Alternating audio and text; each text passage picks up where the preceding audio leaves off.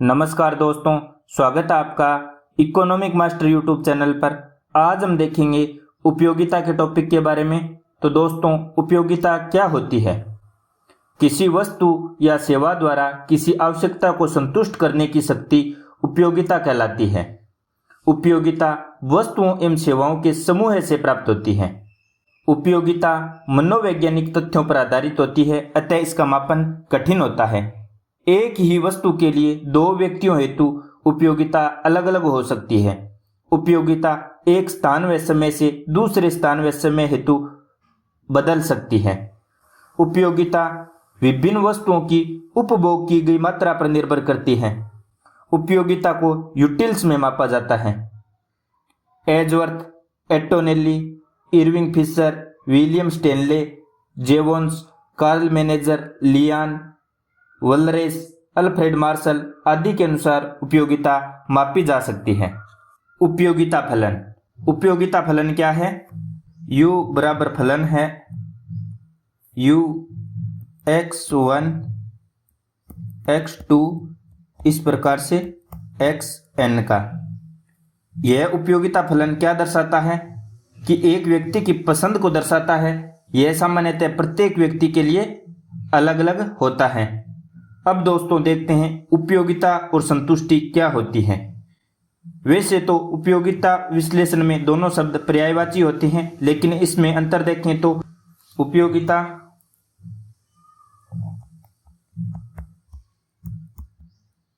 और संतुष्टि।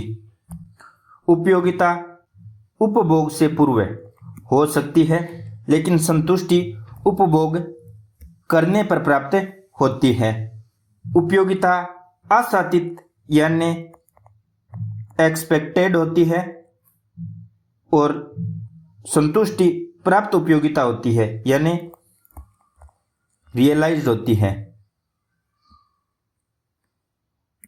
उपयोगिता को यूटिल्स में मापा जा सकता है, जबकि संतुष्टि अमापनीय है। अब देखें उपयोगिता के प्रकार के बारे में। तो उपयोगिता दो प्रकार की होती है, कुल उपयोगिता और सीमांत उपयोगिता। कुल उपयोगिता को TU टोटल यूटिलिटी और सीमांत उपयोगिता को MU यानी मार्जिनल यूटिलिटी के नाम से जाना जाता है। TU और MU। कुल उपयोगिता क्या होती है? किसी दिए हुए समय में एक वस्तु की विभिन्न इकाइयों के उपभोग से जो कुल संतुष्टि प्राप्त होती है उसे कुल उपयोगिता कहते हैं। दोस्तों, कुल उपयोगिता का मापन किस प्रकार से करते हैं? TUN is equal to U1 plus U2 plus इस प्रकार से प्लस UN तक। TUN क्या है? N इकाइयों से प्राप्त कुल उपयोगिता। U1 पहली इकाई से प्राप्त उपयोगिता, U2 दूसरी इकाई से प्राप्त उपयोगिता, UN nवीं इकाई से प्राप्त उपयोगिता। तो इन कुल का जोड़ क्या होता है? कुल उपयोगिता। वह बिंदु जिस पर उपयोगिता अधिकतम हो जाती है उसे क्या कहते हैं? संतोष का बिंदु यानी पॉइंट ऑफ सैटिस्फैक्टी, SATIETY। संतोष के बिंदु के बाद कुल उपयोगिता क्या होने लगती है? इस प्रकार से घटने लगती है। सीमांत उपयोगिता।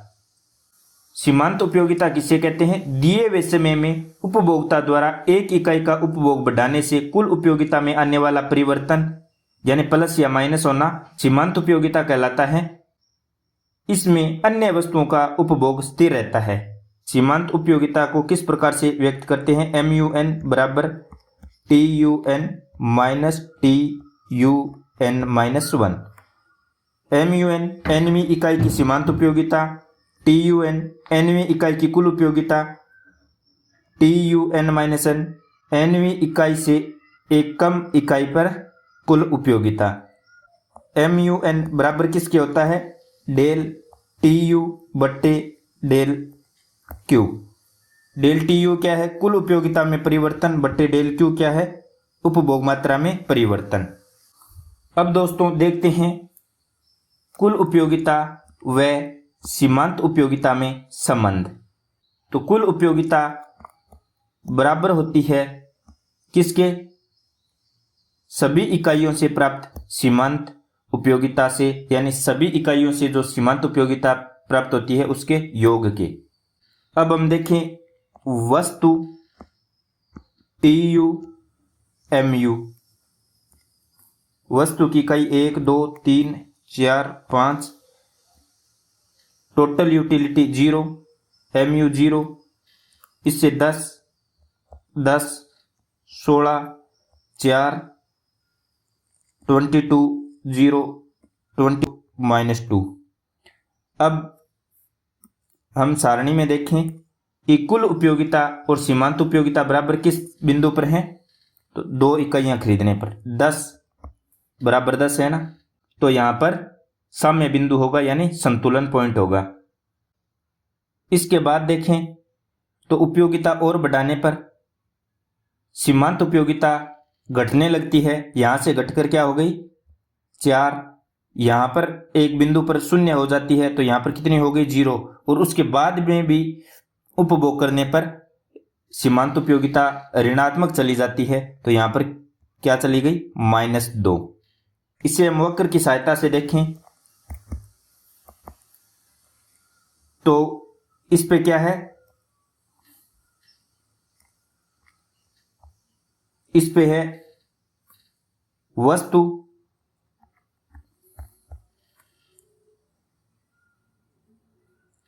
यहां पर क्या है TU, यानी कुल उपयोगिता। यहां कर दीजिएगा 2 4 6 8 10, इस प्रकार से।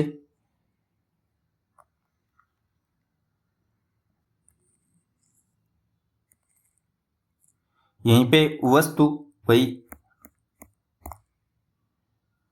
और यहां पे सीमांत उपयोगिता 2 4 6 8 10, इस प्रकार से कर लीजिए। यहां पर अधिकतम होगी, फॉर एग्जाम्पल सीमांत उपयोगिता का वक्र इस प्रकार से चलेगा और एक बिंदु के बाद यह ऋणात्मक हो जाएगा, यानी ये -2। ये पॉइंट कौन सा है, ये पॉइंट है सैचुरेशन पॉइंट। तो दोस्तों आई होप डायग्राम आपको समझ में आ गया होगा। इस डायग्राम से क्या पता चलता है, इससे पता चलता है जिस बिंदु पर कुल उपयोगिता अधिकतम होती है वहां सीमांत उपयोगिता 0 के बराबर होती है।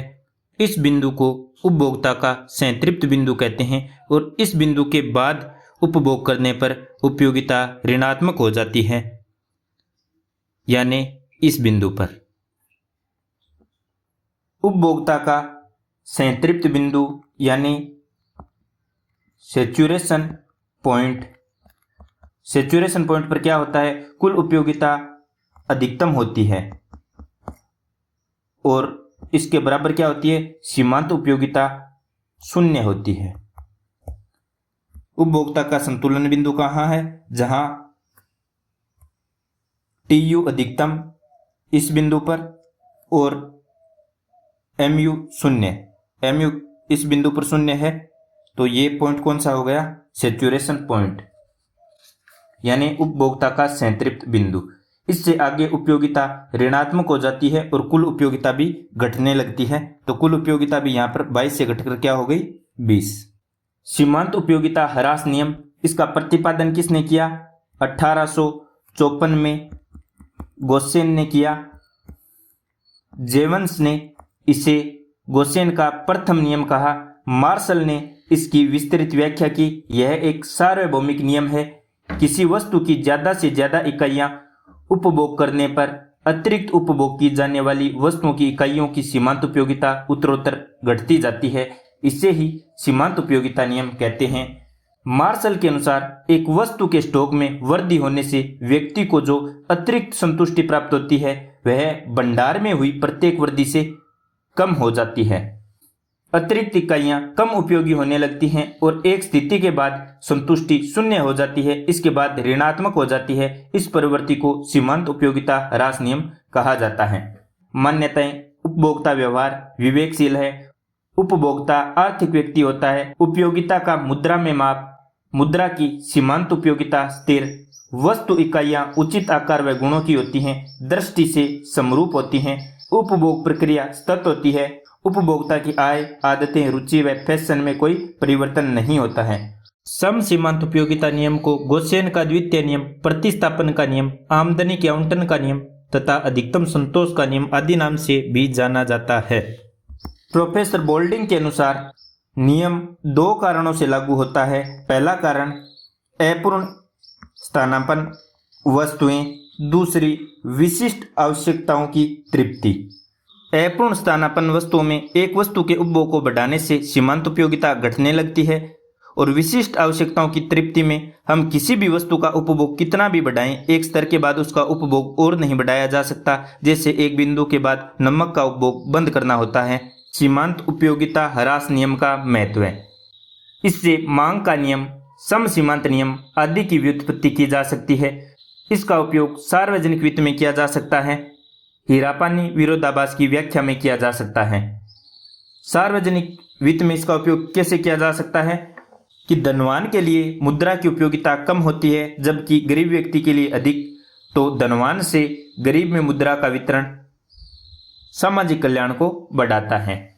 सम सीमांत उपयोगिता नियम, एक उपभोक्ता विभिन्न वस्तुओं पर अपना व्यय इस तरह से करता है कि प्रत्येक दिशा में व्यय की अंतिम इकाई से प्राप्त सीमांत उपयोगिता बराबर या लगभग बराबर हो जाए। इससे उपभोक्ता अपनी संतुष्टि अधिकतम या संतुलित कर सकता है। एक से अधिक वस्तुओं का उपभोग संतुलन MUX/PX बराबर MUY/PY होता है। इसमें मुद्रा की एक इकाई के खर्च करने से प्राप्त सीमांत उपयोगिता सभी वस्तुओं के लिए समान होगी। इसे हम उदाहरण से देखें तो एग्जाम्पल के लिए 30 रुपये प्रति केजी केला और 90 रुपये प्रति केजी सेव को लें और व्यय राशि देखें 450 रुपये व्यय करने हैं। इस प्रकार से दिया गया है। जैसे वस्तु केजी में केले की मात्रा को x से और सेव की मात्रा को y से देखें तो क्वांटिटी लें। 1 केजी केला लेने से सीमांत उपभोग इकाइयाँ 385 और सेव की 1150। 2 इकाइयाँ लेने पर 355, 1035, 3, 4, 5, 6 तक लेते हैं। इसमें 300, 270, 200, 185। आगे इसमें देखें तो 985, 900, 840, 730।